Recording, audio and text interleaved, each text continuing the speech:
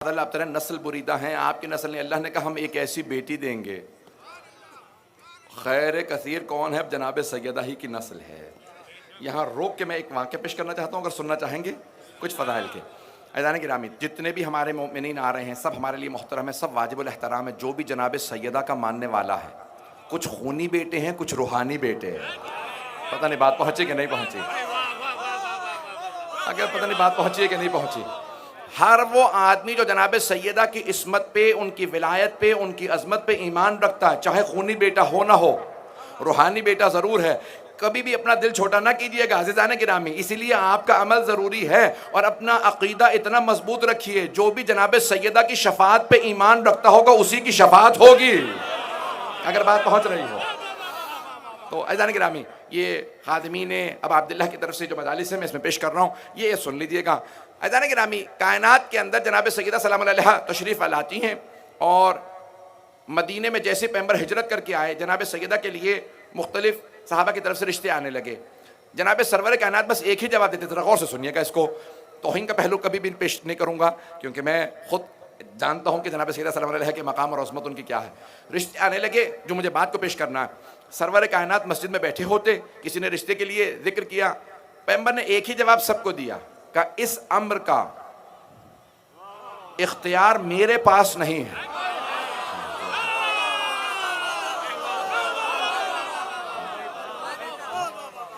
اس امر کا اختیار میرے پاس نہیں ہے۔ یہاں تک کہ کسی صاحب نے دوسرے سے کہا کہ آپ بھی جائیے کبھی رشتے کا ذکر کر دیجئے، تو پیغمبر اسلام نے وہی جواب دیا جو پہلے کو جواب دیا تھا۔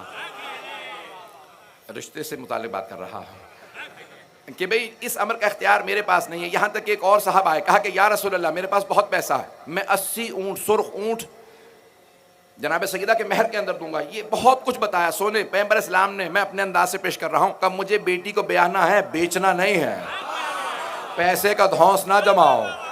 کہا کہ یا رسول اللہ آپ کسی کو رشتے کو بھی قبول نہیں کرتے، ہر رشتہ رد کر دیتے ہیں، اور ایک ہی بات کہتے ہیں کہ اس امر کا اختیار میرے پاس نہیں۔ یا رسول اللہ، میں اپنے انداز میں پیش کروں، کیا کہا ہوگا صحابہ کرام نے؟ یا رسول اللہ آپ کے پاس تو اتنا اختیار ہے کہ آپ کا نام ہی احمد مختار ہے۔ اگر ہوں، یہ کیسے ممکن ہے کہ آپ کے پاس، جب آپ کہتے ہیں کہ اگر تم میں سے کوئی اپنی بیٹی کی شادی کی اجازت نہ دے تو اس کی بیٹی مجھ سے اجازت لے سکتی ہے۔ جس کا باپ بھی اختیار نہ رکھتا ہو، اس کے باپ سے بالاتر میں اختیار رکھتا ہوں۔ اگر ہوں کہ میں اس سے باپ سے بھی زیادہ اس پہ اختیار رکھتا ہوں، میں اس اپنی مومنہ، اس اپنی مسلمان بچی کی شادی میں کر سکتا ہوں کسی مومن سے، کسی بھی مسلمان سے، اگر باپ اجازت نہ دے تو میں اجازت دے سکتا ہوں۔ یا رسول اللہ یہ کیسے ممکن ہے؟ ساری امت کی بیٹیوں کا اختیار آپ کے پاس، لیکن سیدہ کی شادی کا اختیار آپ کے پاس نہیں، کا کیونکہ سیدہ عام بیٹی نہیں ہے، اللہ نے اختیار اپنے پاس رکھا۔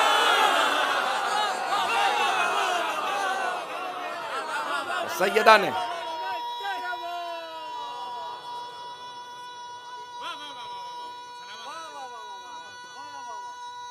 ماشاءاللہ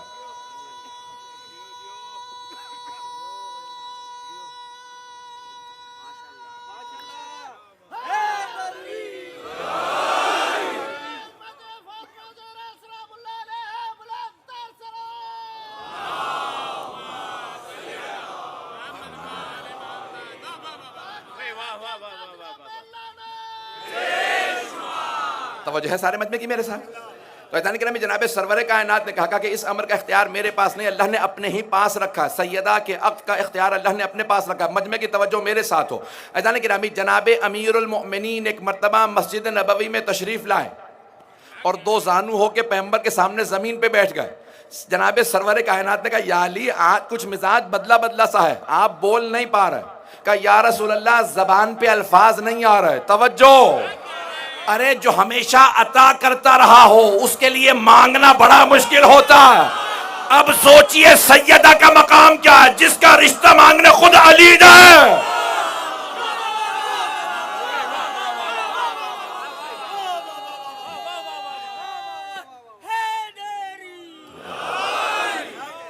توجہ فرمائیے حضرات کرام، اگر چلنا چاہیں گے تو میں چلوں گا۔ یہ عظمت جناب فاطمہ الزہرا ہے۔ جناب امیر آئے ہیں، بیٹھے ہیں، تو زانو زمین پہ، کون جو بول نہیں رہے آج؟ جو خطیب نہج البلاغہ، جس کا کلام نہج البلاغہ بن جاتا ہو، وہ آج کلام نہیں کر پا رہے تو اللہ نے فوراً جناب جبرائیل کو نازل کیا. وہ فوراً آئے اور آنے کے بعد کہا یا رسول اللہ, اللہ یہ فرما رہا ہے کہ عرش پہ اس نے علی کا فاطمہ سے عقد کر دیا. آپ فرش پہ بھی سیدہ کا علی سے عقد پڑھ دیجئے اگر ہو میرے ساتھ. تو ایک مرتبہ بھائی دنیا میں واحد شادی ہے جو 2 مرتبہ ہوئی ہے, عرش پہ بھی فرش پہ بھی. شادی عرش پہ بھی ہوئی ہے, فرش پہ بھی ہوئی ہے. دنیا کی واحد شادی ہے جو 2 مرتبہ ہوئی ہے, عرش پہ فرش پہ. اسی لیے اللہ نے جناب سیدہ کو 2 طرح کی نسلیں دی ہیں, عرشی اور فرشی. عرشی معصومین ہیں, فرشی سادات ہیں.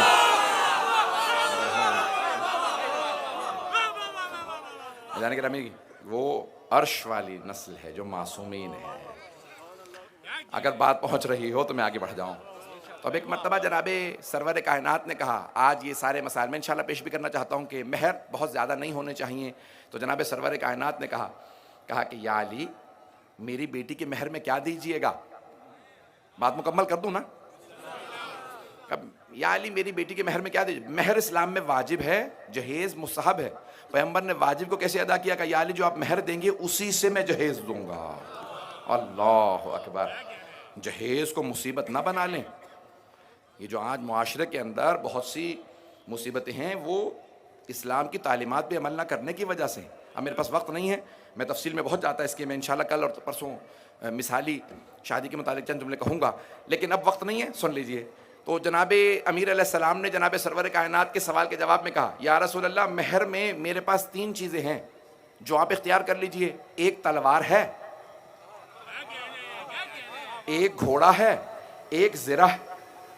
توجہ ہو, شیعہ سنی علماء نے لکھا ہے, الفاظ میرے ہیں میں اپنے انداز سے پیش کروں گا, لیکن واقعہ شیعہ سنی علماء نے لکھا ہے کہ جناب امیر علیہ السلام کا مہر کیا تھا, یہ سب نے لکھا ہے, مہر وہی تھا جو میں پیش کر رہا ہوں. ایک مرتبہ جناب امیر نے کہا یا رسول اللہ میرے پاس یہ 3 چیزیں ہیں, آپ جو انتخاب کریں. تو سرور کائنات نے, میں اپنے انداز سے, میں نے کہا اپنے الفاظ سے پیش کر رہا ہوں, جو شیعہ سنی سب نے واقعہ لکھا ہے. سرور کائنات نے کہا یا علی آپ کی تلوار کی اسلام کو ضرورت ہے,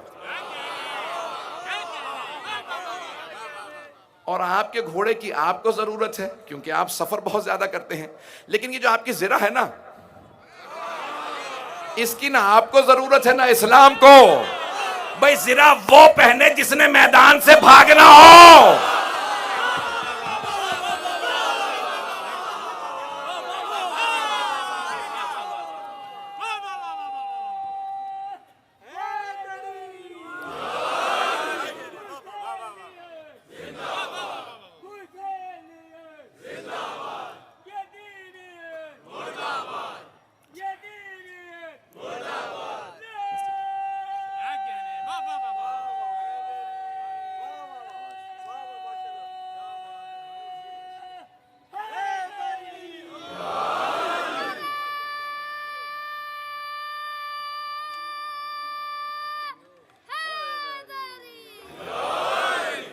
مجھے کیونکہ ایک اور مجلس کے لیے بھی پہنچنا ہے آج, کیونکہ تاخیر ہو گئی. اگر کل سر وقت سب 9 بجے پہنچ جائیں تاکہ میں 9 بجے آرام سے 1 گھنٹہ پڑھ سکوں, تو اب میرے ذہن پہ اب جلدی سوار ہو جاتی ہے کیونکہ جب وقت تمام ہو جائے. سن لیجیے گا, روایت مکمل کر دوں.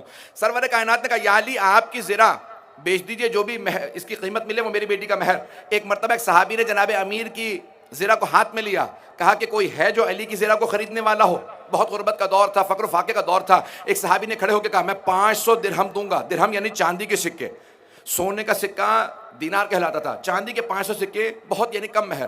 تو پیغمبر نے فرمایا سب سے خوش قسمت وہ بیٹیاں ہوتی ہیں جن کا مہر سب سے کم ہوتا. اعزان گرامی لیکن یہ دنیاوی ہے مہر جو میں پیش کر رہا ہوں. تو ایک مرتبہ سفینۃ البحار, شیخ عباس قمی کی سفینۃ البحار میں باب مہر فاطمہ, وہاں سے 2 جملے پیش کروں گا لیکن پہلی بات کو مکمل کر دوں. کہا کہ یا علی یہ مہر ہے 500 درہم. 500 درہم صرف آپ نے اپنی زرہ بیچی اور وہ مہر دیا. پیغمبر نے اس سے ایک چکی لی, کچھ برتن لیے, ایک بچھونا لیا, ایک بستر لیا, ایک تکیہ لیا. کہا یہ میری بیٹی کا جہیز ہے. اب سمجھ میں آیا کتنا آسان ہے اسلام میں شادی کرنا. عزیزان گرامی میں جملہ پیش کر رہا ہوں. چھٹے امام سے پوچھا کہ مولا آپ کی دادی زہرا کا مہر کیا, مہر کتنا تھا؟ تو جناب امام صادق نے کہا وہ جو تم نے سنا ہے نا 500 درہم, 500 چاندی کے سکے, کہا وہ دنیاوی یا فرشی مہر تھا. وہ فرشی مہر تھا. کہا عرشی مہر میں بتاتا ہوں. بھائی فرش پہ شادی ہوئی، عرش پہ ہوئی، کہ فرش پہ 500 درہم جناب امیر نے دیا۔ سفینۃ البحار میں شیخ عباس قمی نے، جنہیں خاتم المحدثین کہا جاتا، انہوں نے فرمایا کہ صادق آل محمد نے کہا میری دادی کا عرشی مہر کیا تھا؟ کہ ایک مرتبہ اللہ نے کہا علی زہرا کے مہر میں کیا دے گے؟ کہ پروردگارہ تو خالق ہے، جو فیصلہ کرے۔ کہ پھر زمین کا تیسرا حصہ زہرا کے مہر میں، توجہ، کہ زمین کا تیسرا حصہ زہرا کے مہر میں، جنت کا چوتھا حصہ زہرا کے مہر میں، جہنم کا 5واں حصہ زہرا کے مہر میں۔ جسے چاہے فاطمہ جنت میں بھیجے، جسے چاہے جہنم میں بھیجے۔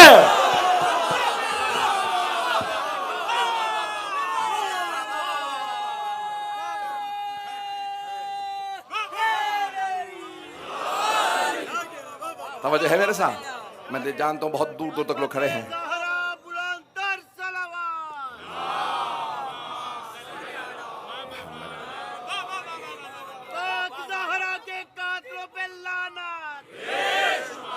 عزیزان گرامی وقت نہیں، میں بہت معذرت چاہوں گا، مکمل کرنا ہے مجھے موضوع کو، کہ یہ جملے کہہ رہا ہوں کہ جناب سیدہ سے متعلق اگر کسی کے ذہن میں شبہ ہو نا کہ بھئی جناب سیدہ جسے میں نے جملہ کہا ہے کہ جسے چاہیں جنت میں بھیجیں، جسے چاہیں، پیغمبر نے حدیث کہی ہے، شیعہ سنی دونوں کتابوں میں ہے، علی قسیم الجنت والنار، علی جنت و دوزخ کے تقسیم کرنے والے۔ اور امام شافعی نے اپنے شعر میں بھی کہا ہے، علی حبہ جنہ قسیم النار والجنہ وصی المصطفیٰ حقا امام الانس والجنہ۔ ترجمے کا وقت نہیں، امام شافعی کی ربائی میں نے سنا دی ہے، تو تاکہ کیونکہ شیعہ سنی موجود ہیں میں اس لیے پیش کرتا رہوں گا، کوئی بھی اختلافی بات نہیں پیش کروں گا، جو مشترک ہے جو متحد ہے وہی پیش کروں گا۔ توجہ ہے میرے ساتھ عزیزان گرامی؟ عزیزان گرامی اب جناب صادق آل محمد نے کہا، جملہ میں مکمل کرنا چاہتا ہوں، اسی پہ آج کی مجلس تمام جتنا میں مسائل پڑھ سکوں گا پڑھوں گا۔ امام نے فرمایا کہ زمین کا تیسرا حصہ میری دادی زہرا کے مہر میں ہے۔ زمین کا تیسرا حصہ، جب سائنس نے ترقی کی اور 20ویں صدی ہجری آئی تو سائنس نے دریافت کیا کہ زمین 2 حصے پانی ہے، 1 حصہ خشکی ہے۔ توجہ، سارے مجمع کی توجہ ہو۔ چھٹے امام فرماتے ہیں کہ اللہ نے 1/3 زمین میری دادی زہرا کے مہر میں رکھی ہے۔ پھر امام فرماتے ہیں کہ جو بھی روئے زمین پہ چلے اور میرے جد علی کا بغض رکھتا ہو تو وہ غصبی جگہ پہ چل رہا ہے۔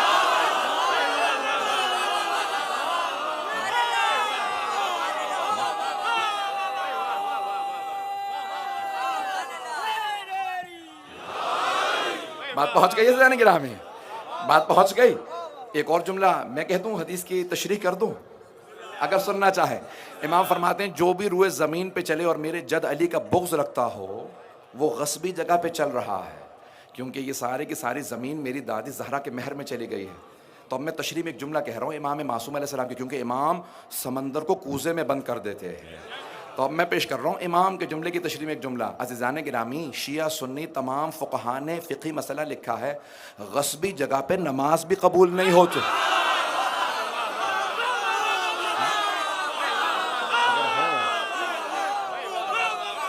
ایسا ہی ہے یا نہیں ہے کہ تمام شیعہ سنی فقہاء نے لکھا ہے کہ غصبی جگہ پہ نماز نہیں ہوتی؟ کسی کے گھر میں زبردستی چلے جائیں کہ میں نماز پڑھنے آیا ہوں، اے عبادت قبول نہیں ہے بلکہ الٹا گناہ ہے۔ اس پہ عذاب بھی ہوگا کہ دوسرے کی ملکیت میں غصبی طور پہ داخل کیسے ہوا۔ اب سمجھ میں آیا علی کی ولایت کتنا بڑا مسئلہ ہے۔ عزیزان گرامی، یہ جناب خاتون جنت ہے کہ جن کے اتنے مناقب ہیں، اتنے فضائل ہیں۔